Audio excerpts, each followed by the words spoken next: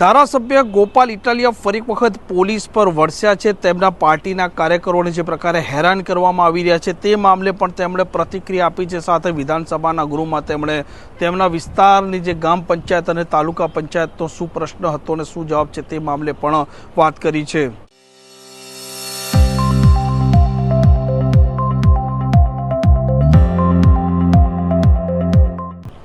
નમસ્કાર, આપ જોઈ રહ્યા છો હોટલાઇન ન્યૂઝ અને હું છું આપની સાથે તોફિક ગાંચી। ગુજરાત વિધાનસભાનું અત્યારે સત્ર ચાલી રહ્યું છે। આ સત્રનો આજે 21મો દિવસ છે અને આજના દિવસે ધારાસભ્ય ગોપાલ ઇટાલિયાએ પંચાયત વિભાગના જે સવાલો હતા તેમાં તેમના વિસ્તારની ગ્રામ પંચાયતની માંગણીઓ ઉઠાવી હતી અને તાલુકા પંચાયતના બાંધકામને લઈને પણ સવાલ પૂછ્યો હતો। સાથે જે પ્રકારે આમ આદમી પાર્ટીના કાર્યકરો છે તેમને પોલીસ કંડળી રહી છે તે મામલે પણ વાત કરી છે। 23મી માર્ચ 2026 વિધાનસભાનો દિવસ સવારના 1 કલાકના પ્રશ્નોત્તરી કાળ દરમિયાન અલગ અલગ બે પ્રશ્નોમાં પૂરક પ્રશ્ન પૂછવાની મને અધ્યક્ષશ્રીએ તક આપતા બે અતિ મહત્વના મુદ્દા ઉપર મેં આજે વિધાનસભાના માધ્યમથી સરકાર સમક્ષ રજૂઆત મૂકી છે। એક કે અમારી વિસાવદર વિધાનસભામાં પૂર્વ કેબિનેટ મંત્રી શ્રી કનુભાઈ ભાલાળા રહે છે। એમના વતનનું ગામ જન્મસ્થળ કાલાવડ ગામમાં છેલ્લા 5 વર્ષથી ગ્રામ પંચાયતનું બાંધકામ અધૂરું પડ્યું છે। હું કલેક્ટરને મળ્યો, ડીઆરડીએને મળ્યો, ડીડીઓને મળ્યો, ટીડીઓ સાથે વાત કરી, બધા સાથે ચર્ચા કરવા છતાં પણ 5 વર્ષથી કેબિનેટ મંત્રીના ગામમાં ગ્રામ પંચાયત બનતી નથી। એ વાતની રજૂઆત આજે મેં વિધાનસભાના માધ્યમથી માનની મંત્રી સાહેબને કરી। મારા મત વિસ્તારના મોણિયા, લીમધરા, કાલાવડ સહિત અનેક ગામોમાં ગ્રામ પંચાયત જ નથી। તો તલાટી ક્યાં બેસે? આશા વર્કર બહેનો ક્યાં બેસે? સરકારી કોઈ કામકાજ હોય, ગ્રામ સભા ક્યાં મળે છે? જો 30 વર્ષની સરકાર ચલાવ્યા પછી પણ ગ્રામ પંચાયતનું મકાન કેબિનેટ મંત્રીના વતનના ગામમાં ન હોય તો ભાજપની આખી સરકારે ડૂબી મરવાની જરૂર છે।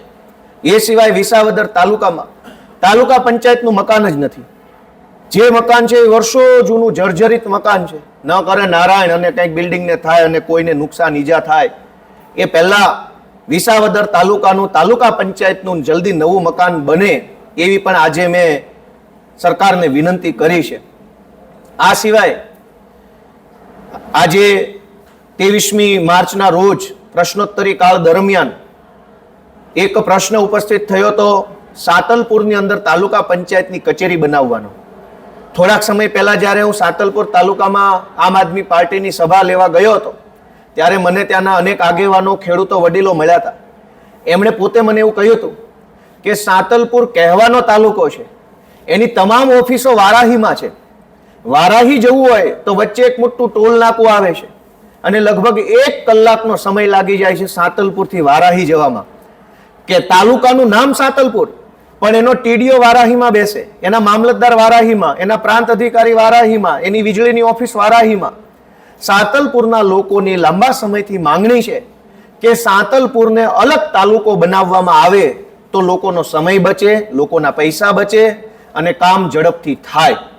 આજે જ્યારે સાતલપુરની નવી તાલુકા પંચાયત બનાવવાની માંગણી ઉપર વિધાનસભામાં પ્રશ્ન મૂકવામાં આવ્યો, એના પૂરક પ્રશ્નમાં મેં સરકારને એવું પૂછ્યું કે સાતલપુરને અલગ તાલુકો બનાવવા માટે કેટલી રજૂઆત મળી અને તમે શું કરવાના છો?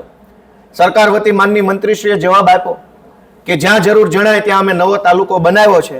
સાતલપુરની અંદર જરૂર હશે તો અમે વિચાર કરશું। હું સરકારને મીડિયાના માધ્યમથી વિનંતી કરું છું કે સાતલપુરના લોકોની તકલીફ ઓછી કરવા માટે થઈ વહેલી તકે સાતલપુરને અલગ તાલુકો જાહેર કરવામાં આવે અને નવા તાલુકામાં નવા મામલતદાર, નવા ટીડીઓ, નવા પ્રાંત મૂકવામાં આવે એવી આમ આદમી પાર્ટી તરફથી મારી વિનંતી છે। આ પ્રકારના સમાચાર માટે હોટલાઇન ન્યૂઝ ચેનલને લાઈક અને સબસ્ક્રાઇબ કરવાનું ભૂલતા નહીં। નમસ્કાર। આવા પ્રકારના વિડીયો તમને જોવા ગમતા હોય તો હોટલાઇન ન્યૂઝ ચેનલને લાઇક, શેર અને સબસ્ક્રાઇબ કરો।